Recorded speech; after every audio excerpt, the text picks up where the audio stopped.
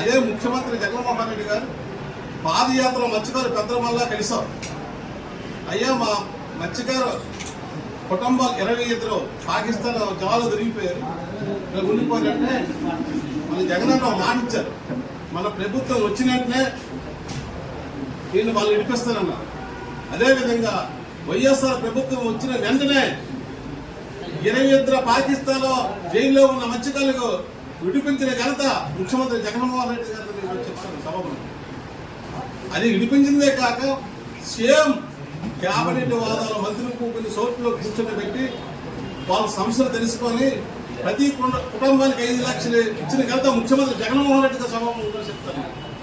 ఈరోజు 14 సంవత్సరాలు చేసిన చంద్రబాబు నాయుడు ఎప్పుడు సైకిల్ గుర్తుగా మత్స్యకారులు వేశారు.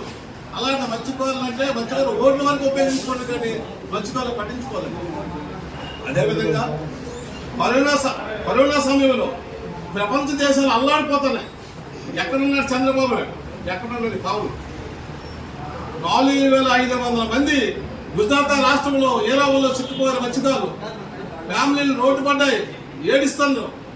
ఆ టైంలో ముఖ్యమంత్రి జగన్మోహన్ రెడ్డి గారు కలెక్టర్ ద్వారా నన్ను గుజరాత్ పంపించి 4500 మందిని 75 బస్సులతో రప్పించిన ఘనత ఈరోజు ముఖ్యమంత్రి జగన్మోహన్ రెడ్డి గారు సభాపూర్వకంగా చెప్తున్నాను.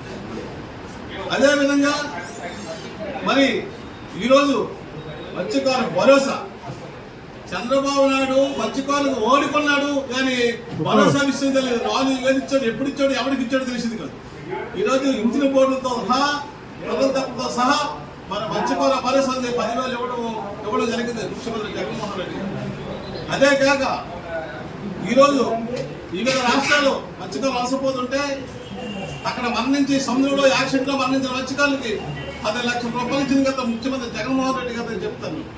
మరి అదే కాకుండా ఆయిల్ సబ్సిడీ ప్రతి బోటు ఓనర్లకు నెలకు 300 లీటర్లు 1 లీటర్ 9 రూపాయలు సబ్సిడీ ఇచ్చిన కనుక ముఖ్యమంత్రి జగన్మోహన్ రెడ్డి గారు నేను సభలో చెప్తాను. అదే కాదు ఎన్నెన్నో కార్యక్రమాలు మా మత్స్యకారులకు చేసిన కనుక ఈరోజు మత్స్యకారులకి మరి ఆదుకున్న నాయకులు ముఖ్యమంత్రి జగన్మోహన్ రెడ్డి గారు అని సభాపూర్వకంగా చెప్తాను.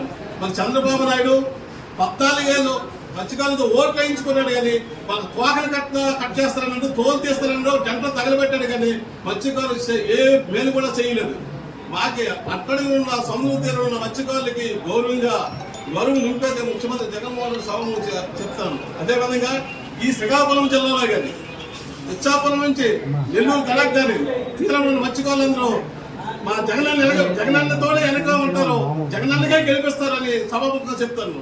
మరి శ్రీకాకుళం నియోజకవర్గంలో ధర్మాన ప్రసాద్ గారికి ఎన్నింట ఉండి మత్స్యకారులంతా మరి ధర్మాన ప్రసాద్ గారి ప్యాన్ గుర్తుకి పేదవాడితలకి ఎంపీ గారి ప్యాన్ గుర్తుకి వేసి మంచి మెజార్టీతో మత్స్యకారులు ఇస్తారని శ్రీకాకుళం జిల్లా మత్స్యకారులందరూ కూడా ఇస్తారని సభాముఖంగా మనం చేస్తూ తెలియజేస్తాం.